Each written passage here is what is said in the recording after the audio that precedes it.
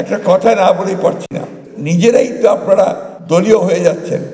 এই দেশ যা, এই দেশের কাঠামো যা, সব মিলিয়েই কিন্তু আমরা 1975 সালে একদলীয় শাসনব্যবস্থা বাকশাল প্রতিষ্ঠা করা হয়েছিল এবং সমস্ত পত্রিকাগুলোকে বন্ধ করে দেওয়া হয়েছে, মাত্র 4টি পত্রিকা ছাড়া। সেই পত্রিকাগুলো সরকারের নিয়ন্ত্রণে চলছে। এই অবস্থা থেকে শহীদ প্রেসিডেন্ট জিয়াউর রহমান তিনি যখন রাষ্ট্রপতি দায়িত্বে এসেছেন, তখন কিন্তু তিনি মুক্ত সংবাদপত্রের ব্যবস্থা করেছেন।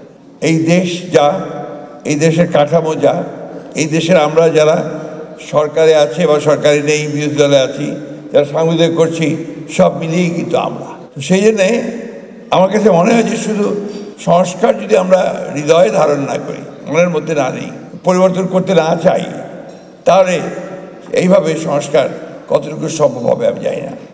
বিজেপির মূল প্রস্তাবের মধ্যে আছে সম্প্রচার মাধ্যমের জন্য আলাদা আইন, জাতীয় সম্প্রচার কমিশন, ওয়েজ বোর্ড ও চাকরি নিরাপত্তা, দেশের সব টিভিকে পে চ্যানেল ও শিল্প ঘোষণা, টিভি লাইসেন্স নীতিমালা ও মালিকানা কাঠামো নির্ধারণ, সম্প্রচার সংবাদের জন্য কোড অফ এথিক্স ও রাজনৈতিক অঙ্গীকার। আপনারা এখানে অনেকে আছেন, আপনারা জানেন যে 1975 সালে একদলীয় শাসনব্যবস্থা বাকশাল প্রতিষ্ঠা করা হয়েছিল এবং সমস্ত পত্রিকাগুলোকে সেদিন বন্ধ করে দেওয়া হয়েছিল, মাত্র 4টি পত্রিকা ছাড়া।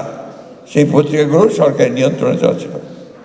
এই অবস্থা থেকে শহীদ প্রেসিডেন্ট জিয়াউর রহমান তিনি যখন রাষ্ট্রপতি দায়িত্বে এসেছেন, তখন কিন্তু তিনি একটা মুক্ত সংবাদপত্রের ব্যবস্থা করেছেন, স্বাধীন সংবাদপত্রের ব্যবস্থা করেছেন এবং তখন অনেক সংবাদপত্র বেরিয়ে এসছে এবং সংবাদ মাধ্যমগুলো চালু হয়েছে।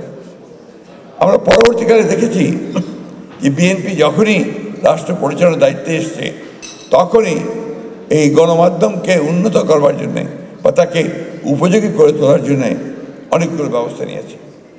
তার মধ্যে আজকে যে আপনার এই টেলিভিশন চ্যানেল যেগুলো আমরা দেখছি, সেই সময় কিন্তু কাজগুলো শুরু হয়েছিল। আমাদের কমিটমেন্ট খুব পরিষ্কার। আপনারা দেখেছেন যে আমরা 31 দফাতে খুব পরিষ্কার করে বলেছি যে আমরা একটা স্বাধীন গণমাধ্যম আমরা দেখতে চাই এবং সেটাকে তৈরি করতে চাই। সেই জন্যে আমরা তখনই কমিট করেছিলাম যে আমরা একটা কমিশন তৈরি করব। তো কমিশন ইতিমধ্যে তৈরি হয়েছে। দুঃখের সঙ্গে আমরা জানলাম যে কমিশনের রিপোর্ট তৈরি হয়েছে, কিন্তু রিপোর্টটি কোনো আলোচনা হয়নি পরবর্তীকালে। যাই হোক, আমরা আশা করি যে আমরা যদি আপনার সরকার পরিচালনার দায়িত্ব জনগণের মাধ্যমে পাই, তাহলে আমরা নিঃসন্দেহে এটাকে অগ্রাধিকার ভিত্তিতে আমরা দেখব বলে আমরা বিশ্বাস করি।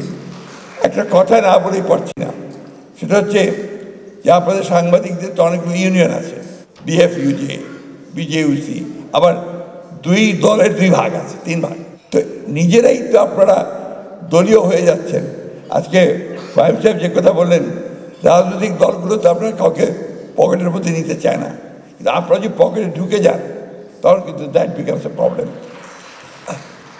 কারণ আমরা দেখছি তো যে আপনার গত 15 বছর কি হয়েছে। আমরা দেখেছি গত 15 বছর নিজেরাই উদ্যোগী হয়ে আপনারা ফ্যাসিজমকে সমর্থন করেছেন। এটা আমাদের দেখা, এই দেশের মানুষের দেখা। তো সেই জায়গাগুলোতে আপনাদেরও কমিটমেন্টের প্রয়োজন আছে যে আপনারা ওই জায়গাগুলো থেকে নিজেরা বাইরে থাকবেন। আপনাদের কমিটমেন্টটাকে জনগণের কাছে আপনারা স্বাধীন সাংবাদিকতা করবেন।